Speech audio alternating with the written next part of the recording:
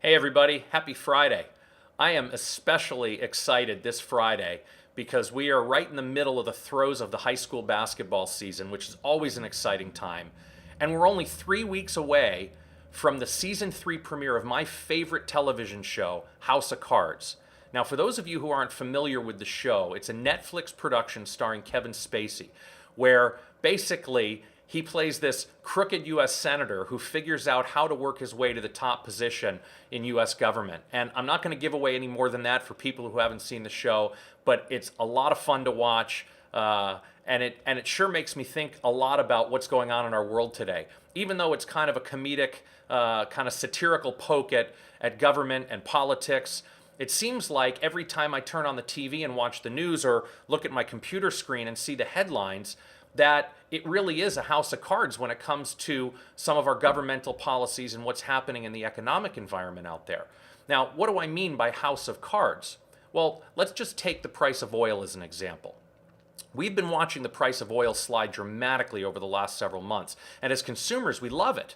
But as investors, it's making us all a little bit skittish because the entities that have suffered the most are the global energy stocks that are exposed to the declining price in oil.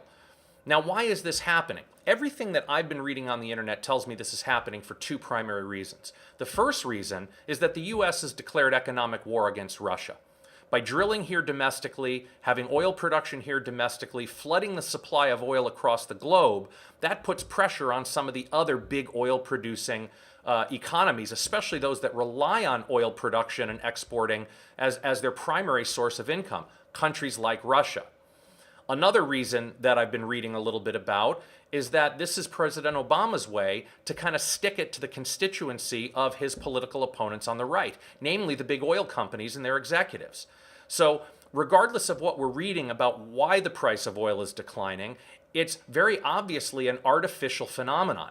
Governmental policy, economic policy that's driving the price of oil down, creating this house of cards, so to speak, in the global energy industry.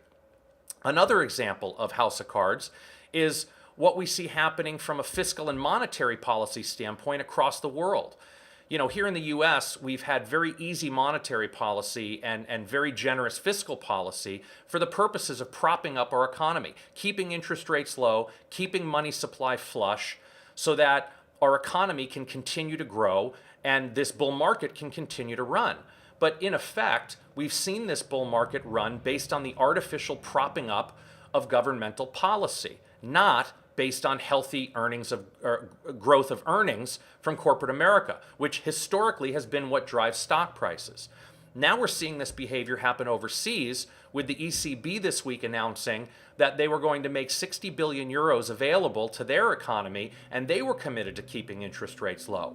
So as long as we have governments and banks artificially propping up this economy to keep the bull market going, to keep growth going, and we don't allow growth to happen organically and naturally from growing profitability within corporations, then I think it just sets up one big house of cards.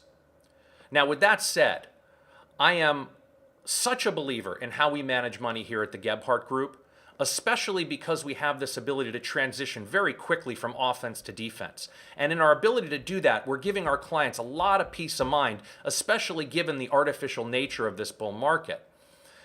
Now, you all know me as a wealth advisor by day. I'm also a baseball coach, a Little League baseball coach at night and on the weekends.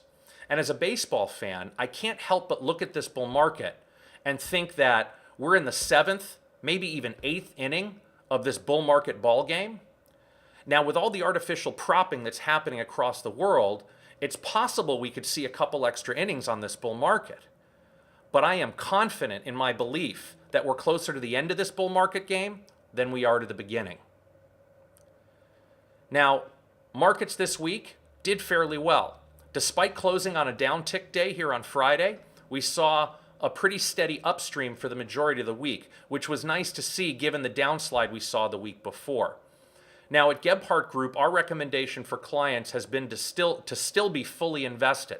Now, with that said, we're very selective about the spots we're fully invested in.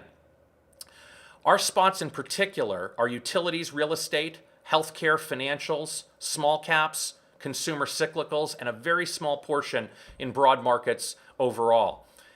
And for this week, we're happy to report that we did quite well. Although broad markets finished up a little bit, our specific positions finished up quite a bit better than the markets, and year to date, we're actually outperforming markets quite nicely.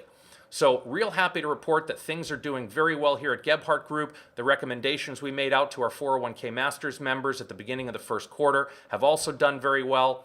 And despite this kind of late inning, late game rally that we're still seeing in the market, we approach every day with caution. And fortunately for us, our instrument panel works hard for us every day to let us know when we might be seeing a change in trends. So that's the report for this week. Happy Friday. Have a wonderful weekend, everybody, and we'll see you next week.